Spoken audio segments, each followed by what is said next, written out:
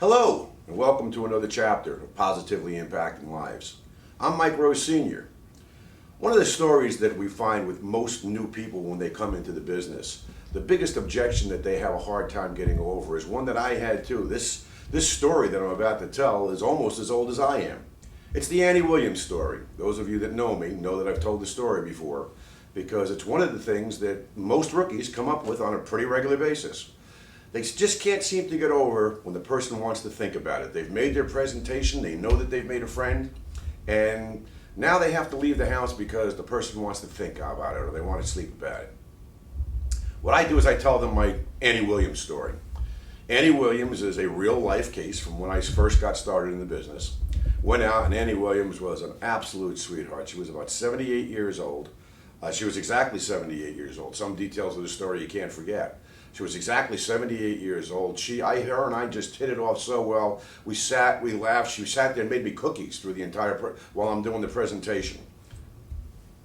We get to the end. She said, Mike, she said, I absolutely, positively need this. That's why I sent the card in. I want to buy this program, okay? But I promised my husband before he passed away that I would never make a decision without sleeping on it. So let's do everything that we have to do. And I want you to come back and I want you to pick up the check and pick up the application.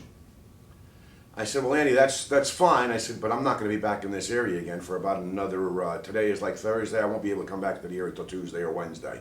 And you want to sleep on it. Why don't I just hold it and then I'll put the application in. Okay, after you sleep on it tonight, I'll call you tomorrow morning and we'll go from there.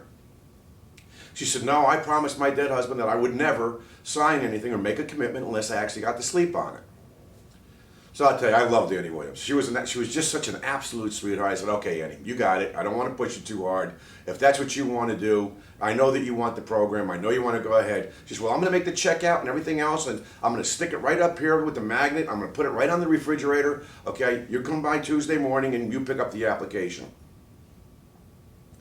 Tuesday morning, I don't bother calling. I just go over to the house and I go knock on the door. The young lady answers the door. The young lady comes to the door. She said, I hope you're Mike Rose. And I said, yes, I am Mike Rose. I said, but I'm here to see Annie. She said, well, Annie's not here right now. She said, but I have something to give you. And I said, oh, okay. I said, well, what do you need to give me? She said, well, seems like my mom left something on the refrigerator for you. I said, yes, she did. I said, but where's Annie? She said, Mom had a stroke over the weekend and she passed away on Sunday. I said, that's terrible. I said,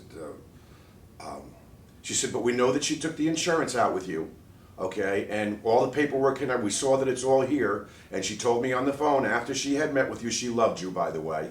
She said, he's coming back Tuesday morning to pick everything up. She told me all about this.